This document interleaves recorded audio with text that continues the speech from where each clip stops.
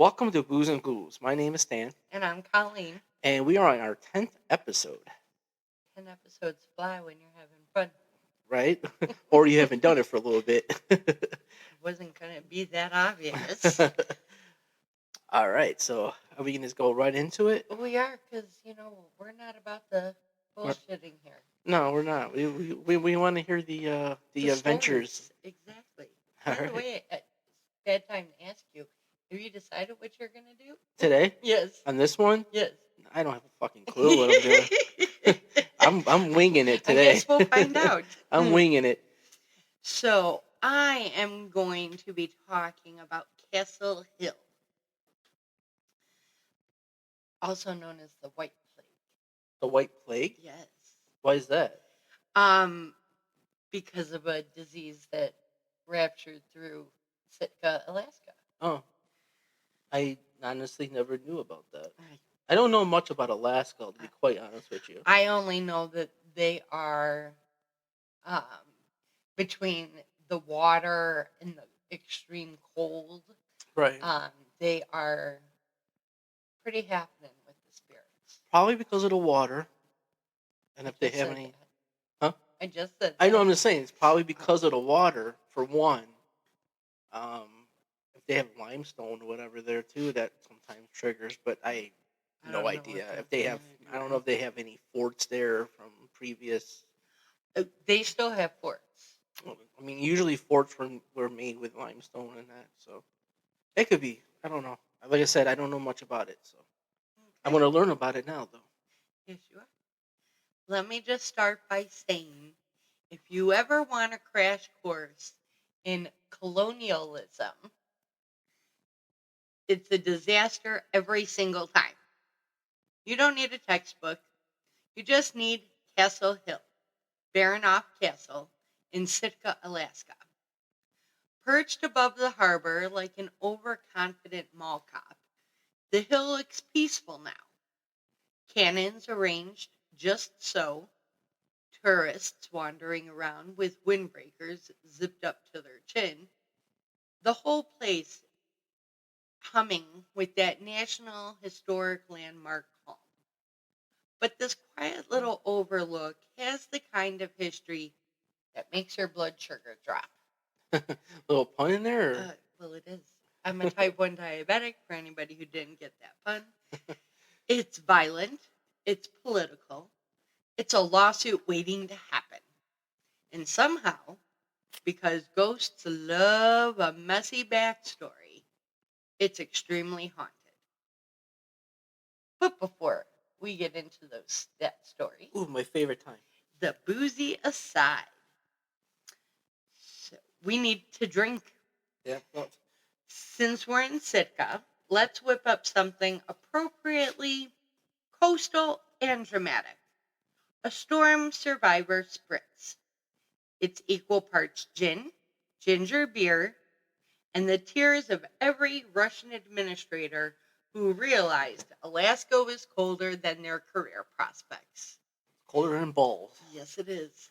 Add a squeeze of lime, serve over ice, and toast to the Kiksadi warriors who fought like hell for their land. Cheers. We didn't make no noises.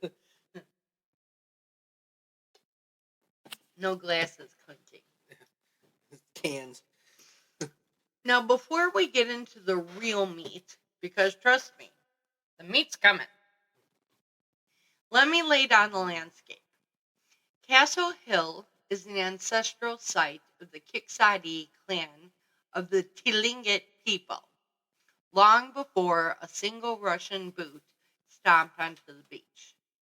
Let me just say that there are some tribe names in here.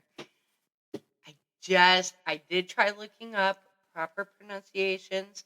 Please know that any impronunciation on my behalf, mispronunciation, where did I go to school, is not intentional. Anyways. Oh, you're going to get written up. The place wasn't just a hill. It was a strategic, meaningful, culturally rooted stronghold. And then, As colonial stories always go, someone rolled up and said, "Hey, nice place you've got here. Shame if someone declared it theirs." You had like a New Jersey accent for a second on that one. I don't know why. Hey, I'm walking here.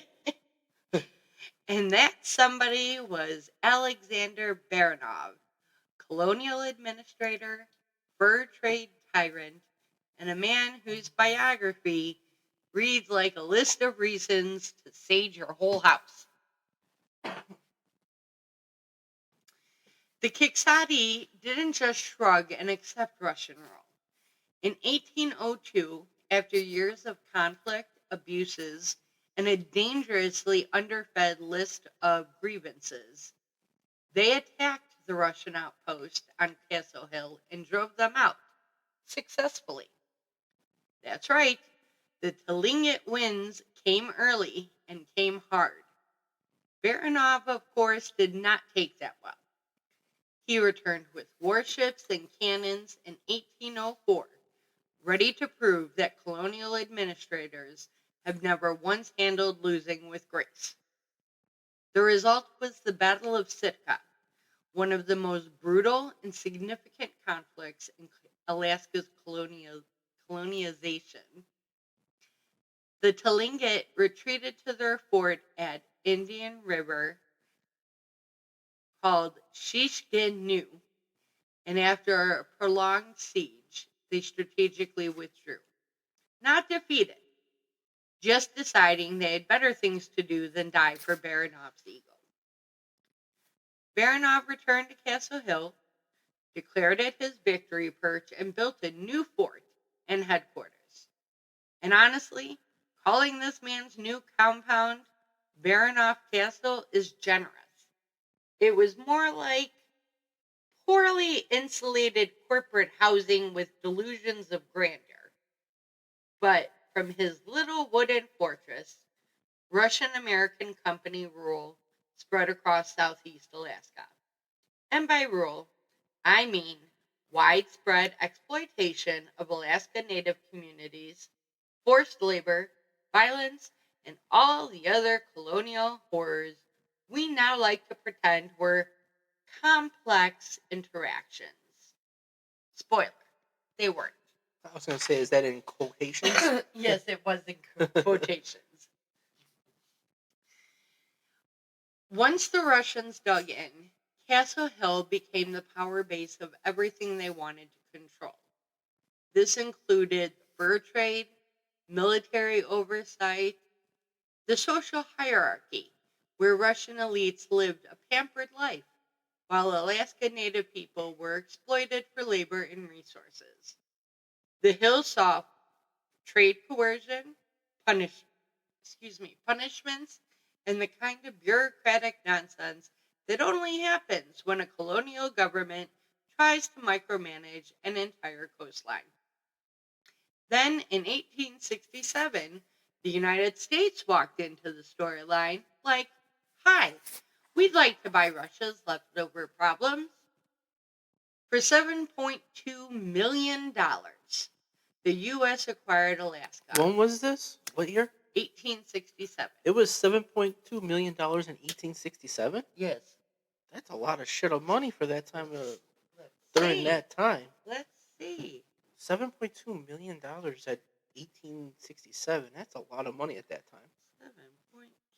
Are you going to do the inflation I calendar? am. Let's see what it beat today. And please hold. We are looking at the inflation calendar. Give us 1 minute. Okay. Whoa. What's that? It would be in a trillion, right? So no, Oh, it not in the trillions. okay. Is about $157,680,972.97. Now? Yes, an increase of over 150 million over 159 years. Okay. I mean, that makes a little bit more sense. But still, that's a lot of money for that time. That during that time. I didn't even know they would had that much money at that time. You know what I mean? Who knows? Okay.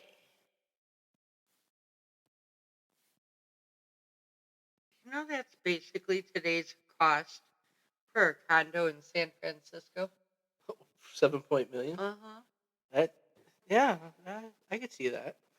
Anyway, and do you know where the official transfer ceremony happened? Sitka, Alaska. That's right, Castle Alright. Hill. Imagine the scene. Russia hands over the territory. The American flag goes up. The Russian flag gets stuck halfway down the pole because, of course, it does. Ooh. A soldier has to climb the pole to yank it loose. It tears.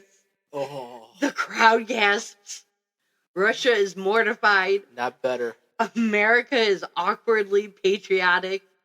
And Castle Hill becomes the backdrop of the messiest custody exchange in political history. I could see it. I could see why. Right? For decades after the sale, the Hill served various U.S. administrative needs. Military quarters, signal stations, government offices. And if you're thinking, wow, this hill has seen a lot of authority figures, yes. Castle Hill is basically trauma bonded to leadership transitions. Russians, Tlingit, Americans, politicians, soldiers, everyone leaves a little bit of themselves behind. And apparently, some of them leave a lot more than that.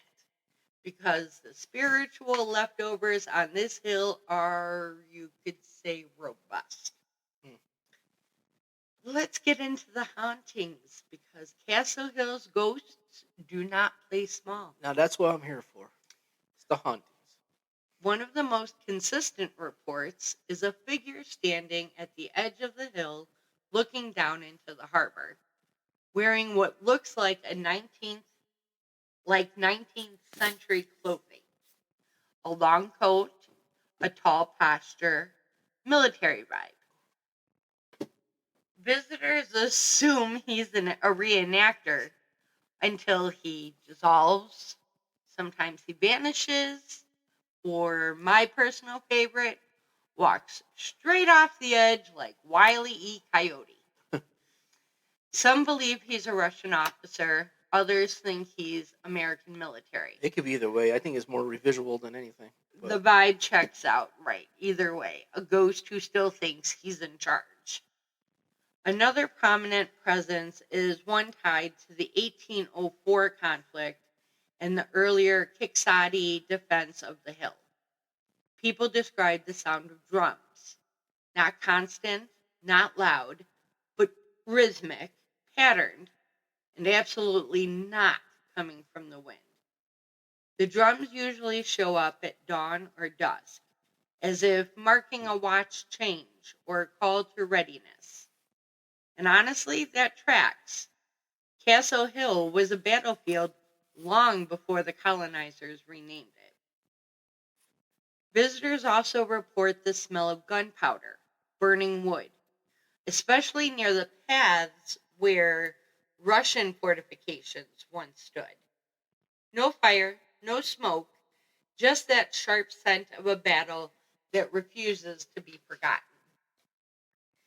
And then there's the woman in a headscarf, seen near the old foundation line of Baranov's house, completely silent, always watching, always appearing right where historical documents say Russia enslaved and enlisted Native women, and they were forced to work in domestic roles. People who see her describe a pressure in the atmosphere, like walking into someone else's unfinished story. And finally, my favorite Castle Hill experience, because it's so... you were there? Yes, I was. In 1804. Oh, you're you a time married traveler. a real bitch. You're a time traveler, huh? And I think I like it because it's so So specific. Who taught you how to spoke? It's only my second drink. It's so Oh, this is going on the bloopers. It's so specific, it couldn't possibly be fake. The falling flag.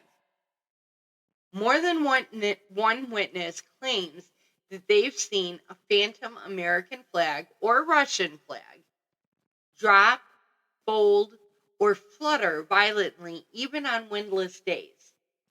Considering the absolute clown show that was the 1867 flag mishap, I'm not saying it's the ghost of a disgruntled color guard soldier, but I'm also not saying that. It could be. It could have been the soldiers when you had to climb up there. That's It could what be I'm him tugging it, Right. In his spiritual form, still trying to get the flag down or something. Right. If Castle Hill's ghosts had stopped with the classic sightings, I think she's doing her Athena zoomies. Sorry, our dog. If Castle Hill's ghosts had stopped with the classic sightings, shadowy figures, phantom footsteps, that whole standard library, I'd say this was your average, historically traumatized landmark. Yeah. But the hill has a very particular flavor of haunting. Administrative. Everyone who ever held authority here seems determined to keep doing their job long after their contract expired. Take the clipboard ghost, a nickname given by multiple park employees, guides, and even a few tourists. Wow. Tourists who swear they've seen a stern-looking man in an old Russian-American company uniform stomping around the hill with the energy of someone about to file a complaint. He has that "my paperwork is missing and I know it's your fault" face. Witnesses say he appears near the upper terraces, muttering in a language they can't identify, then vanishes before he reaches the stairs. Pissed off, huh? If this is Baranov, he is still micromanaging from beyond the grave, which honestly feels on brand. There's also a lingering presence tied to the U.S. military era. In the early 1900s, Castle Hill wasn't glamorous. It was a spot for communication stations, temporary quarters, and the soldiers stationed there were bored out of their minds. Several modern visitors report hearing male voices grumbling, complaining, and cursing like they're stuck on a night shift they didn't ask for. A few even claim to hear snippets of marching cadence, but faint, like someone rehearsing under their breath. It's the least spooky haunting imaginable. Exhausted military men still over it a century later, but it adds to the layered energy of the hill. But let's talk about the energy drop. Nearly every paranormal team that's investigated Castle Hill mentions it. You're walking, minding your business, reading one of the signs, and suddenly, bam, your whole chest goes cold. Your arms tingle. Your breath catches. Not dread exactly, but a sensation like you walked into someone else's tension. These cold pockets appear most consistently near the top platform, where both the Tlingit fortifications once stood and the Russian headquarters sat later. Multiple spiritual eras stacked on one hill, it's basically a paranormal parfait.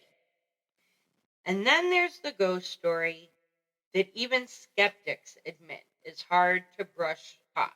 Ooh, can't wait for this one. The cannon misfire incident. Here's the setup. Okay. Several different visitors, long before social media could fuel copycat stories, reported hearing the boom of a cannon from somewhere on the hill.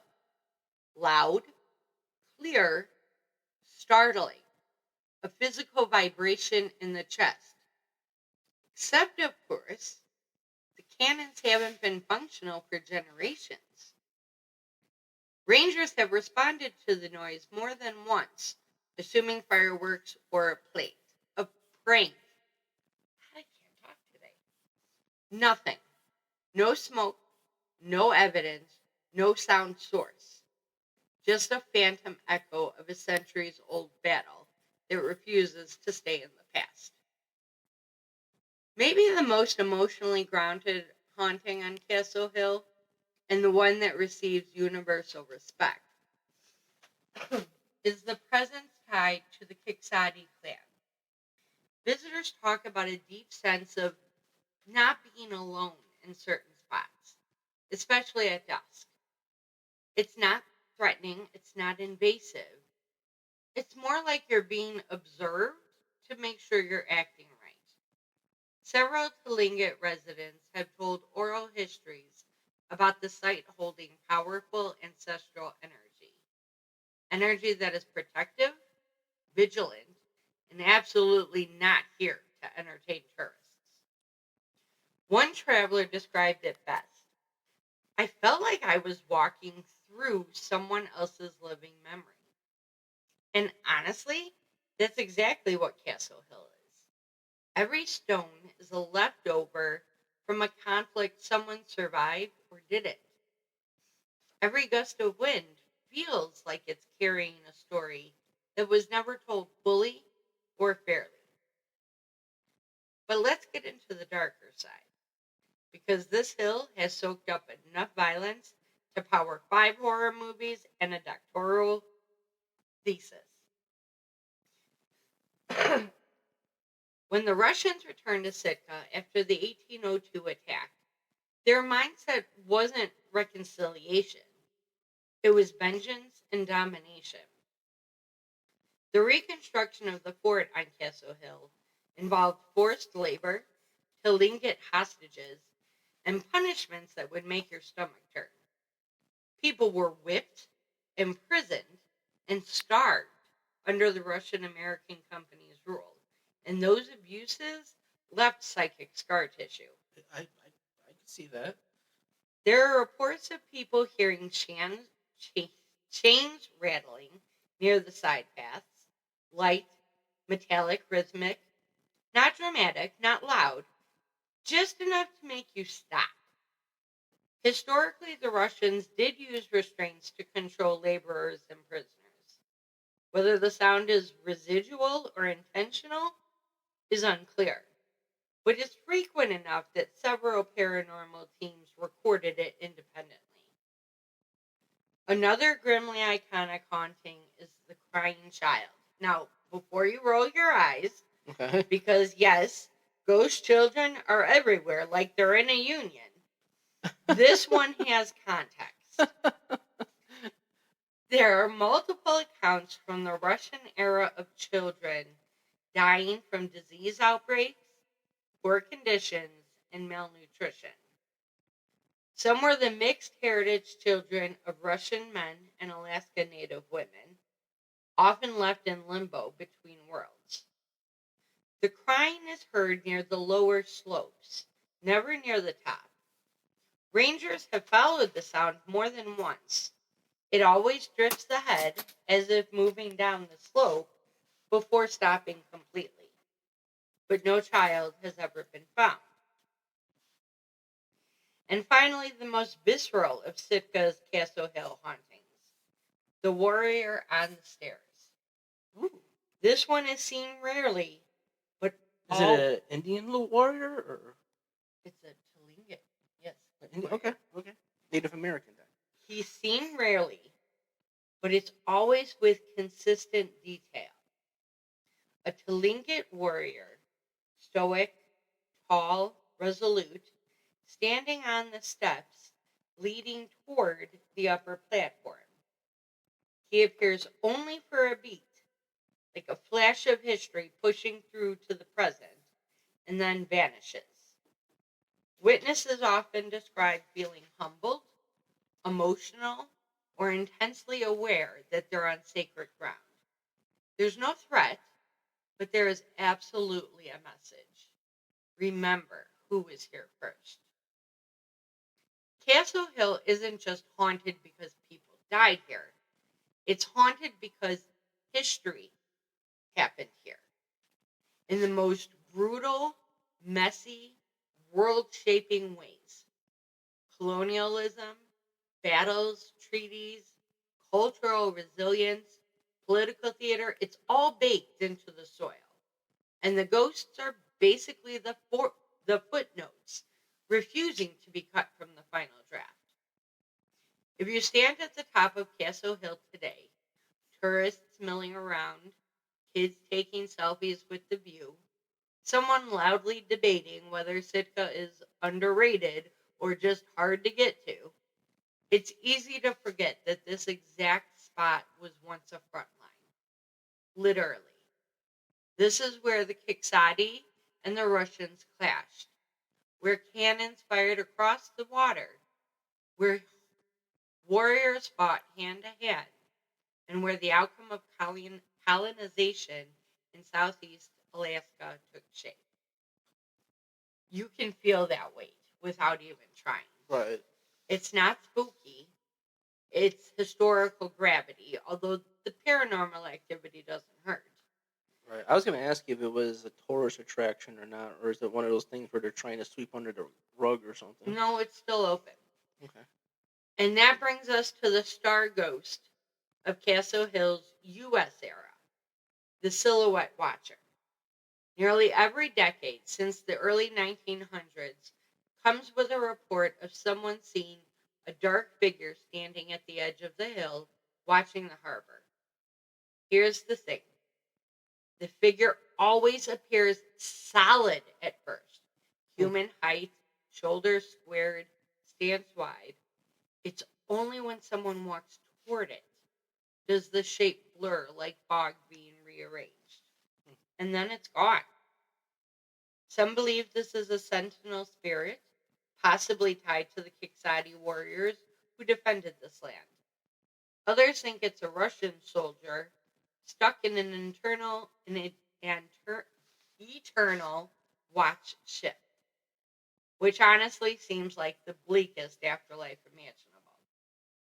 The vibe is unmistakably protective, not colonial.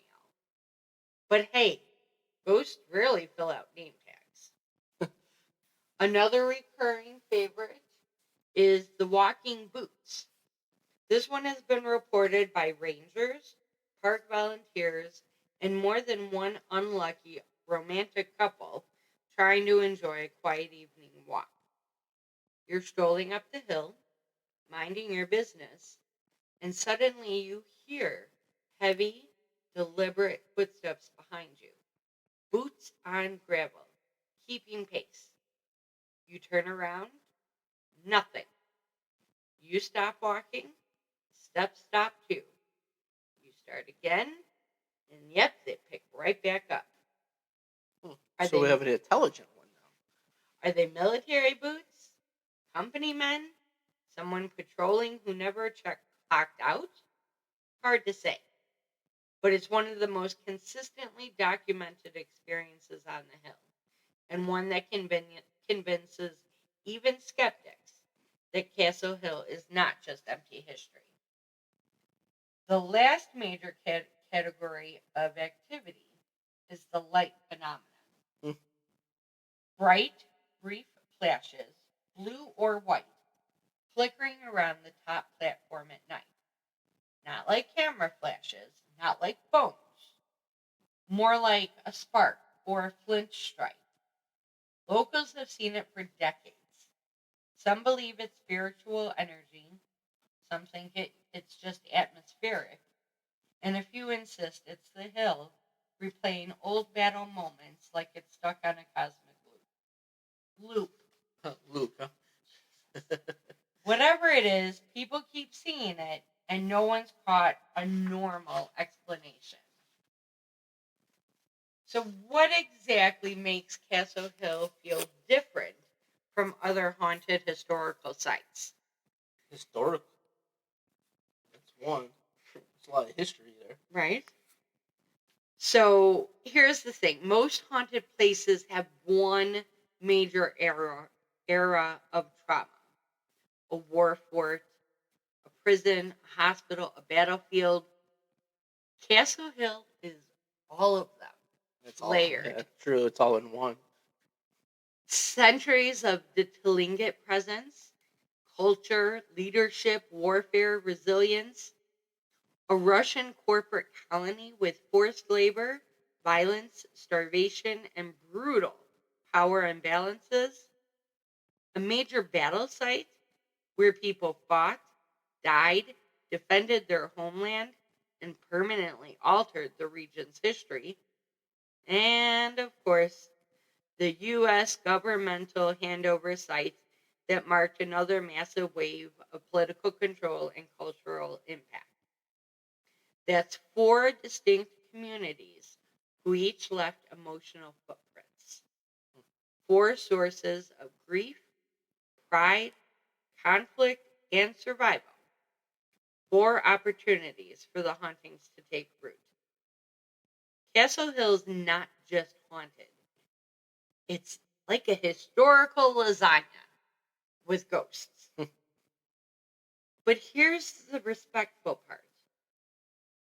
Many Tlingit residents don't describe the hill as haunted so much as deeply alive. It's not scary, not hostile, just active. A site where ancestral history still breathes and echoes. And being a respectful visitor means remembering that every ghost story here, whether it's Russian, Tlingit, or American, is tied to someone's real history, someone's pain, someone's family line. So if you ever go, be open, be curious, and maybe don't sass the clipboard ghost. I'd like to go there, and my smart ass would sass the Yeah, clipboard my ghost. smart ass would. I would screw with them. The resources, as usual, will appear below in the show notes. The references and stuff. Yes. So, my turn. Your turn. I know I keep on hearing our dryer, and I don't damn well it's not on because it turned on an hour and a half ago. I thought it was Athena doing a But I thing hear of it zoomies. clicking, like when something spins around in the dryer. Hmm. But I know the dryer's not on because it stopped. I heard it sing. But you also have your headphones on. Right. So maybe you're hearing it. No. Oh. I just heard it. That noise there. Doesn't it sound like a dryer? Yeah. I don't know what that is. It's definitely not the dryer because it sounds like it's in the kitchen. Could it be the fridge? I never heard a fridge make that noise before. I don't know. Anyways. So, it's my turn, huh? Yes, it is.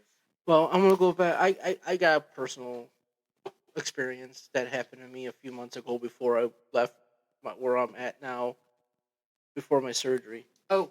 So, one of my jobs, I'd be, as well, I'm explaining it, but it's not like you don't know. I work in the kitchen. I'm there at 2 a.m, and I'm the only one there. So I have to go into the freezers and get stuff out and prepare for the day. So one time at about 2:30, 2:45 in the morning, I went in the freezer, and I was the only one there because I opened the store. I was the only one there, So I'm getting the stuff out of the freezer, and all of a sudden I heard my name very faintly. So I thought, who's here early? So I looked around. There's nobody there. Everything was dark except where I was in the kitchen. So I went back into the freezer, pursued to do what I was doing. So wait, I'm sorry. Were you in the freezer? I was in the freezer. So you walked out to see. But I heard my name and it was faint, so I thought maybe it was someone calling you. Like what they usually do when they come in, they let me know that they're there. Right. So I don't piss my pants or It's something. a walk-in freezer. Right, it's a walk-in freezer. And there's a cooler too, but this is always the freezer. I always have shit happen. So I heard my noise. I don't heard my noise. I heard my name for a second time. And at this time, I was like, you know what? I'm not even going to bother because I know damn well no one's there because I just checked. The next person ain't going to come in for another half hour. So I go back in the freezer doing what I needed to do. I heard my name again. And then all of a sudden, I felt something on my shoulder and like a breath, like an ear of breath. I turned around real quick and I thought the fans, because the fans for the cooler, fans were off. It was Cooler or the freezer? I'm sorry, the freezer. Okay. The fans were off. It was completely still in there. But I felt something touch my shoulder and like breathe in my ear. It was the weirdest shit that ever happened to me. Okay, so now I have to ask this because, as you know, Yeah, no, go ahead. in one of the jobs that I also had access to a walk-in cooler and a walk-in freezer. Mm-hmm. When you heard your name being called, Mm-hmm. I know you said that the fans were off Right. when you felt the air and the Right. touch on your shoulder. Now, when I did it, I never said what because you never acknowledge it. No. You know what I mean? I didn't say what. I just, in my head, I'm doing all this. Right. But I didn't answer it because you don't answer it. No, because that's just inviting them. Right. But that wasn't my question. Okay, sorry. When you heard your name Mm-hmm. and you assumed that it was somebody outside of the freezer, Mm-hmm. were the fans on? No, they were on at that time. They were off when I went in. I think because it happened to me like 2 or 3 times. When I went in there the second time, that's when the fans were off, and that's when the breath I felt on my shoulder. But the first time you heard your name, the fans were on, yeah. Okay, because I was gonna say when the fans were on at the walk-in freezer that I was at, Mm-hmm. You couldn't hear shit outside. Exactly, you couldn't. So, it was loud, but I heard someone call my name because those fans were louder than shit. You're right, but I still heard like someone call my name, like because with that door closed and those fans on, you ain't gonna hear anything. No, somebody could be shooting up outside of that door, and you wouldn't hear nothing. No, right. That's what I'm saying. Is like the first time I heard something, but I went out there anyway. So I thought, well, maybe they're shouting or something. You know what I mean? It's 2:30, 2:45 in the morning when this is happening. Right. But then the second time I heard it, and I didn't even pay mind to it. I'm like, you know what? Screw it. It's my head it or is something. What it is, right? It's too fucking early in the morning to be dealing with this shit. And that's when I got. And honestly, when that happened, yes, it scared the shit out of me. But I didn't run out of there because it's like, you know what? You're dead if it is something. You know what I mean? And they said your name. I highly doubt if they wanted to torture you, they would be right. I mean, if anything, maybe they wanted to get my they attention. would be dispensing with pleasantries. Right. I mean, maybe they just wanted to get my attention or something. About what, I have no idea. But I don't know. But I didn't run out of there. It spooked the shit out of me. I worked a little bit faster. I mean, I just finished what I had to do and I got out. And then about a half hour later, when the next person came in, I told them what happened, and they didn't want to go. They didn't want to work anymore. Was it somebody who ever has to work in the kitchen? Mm-mm. Or just the people in front? Mm-hmm. Okay. Yeah. Well, at least they don't ever have to worry about it. Right. Now, have any of the other people who work in the kitchen, have they ever had? Not that I know of, they ever have. But any stories, not just that. I don't think they have any. I mean, if they do, they keep it to themselves. We don't really talk about it. Mm-hmm. Excuse me. We don't really talk about it.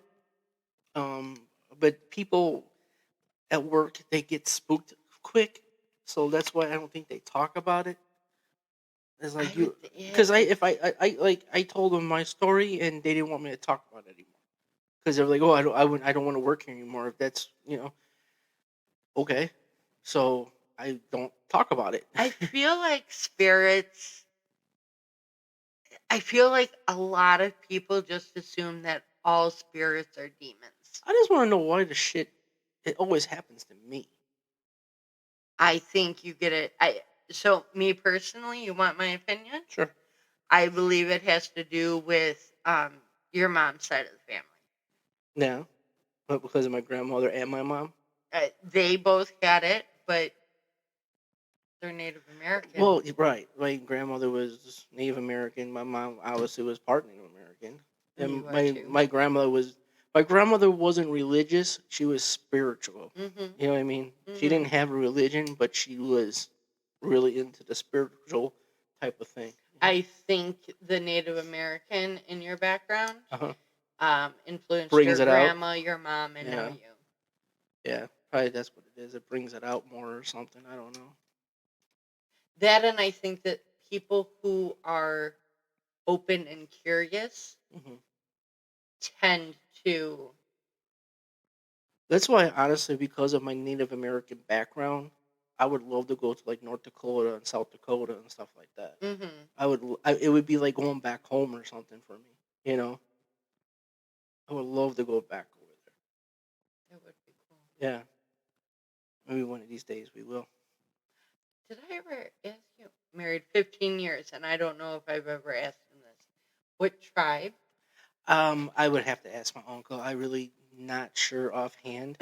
It's not a common one.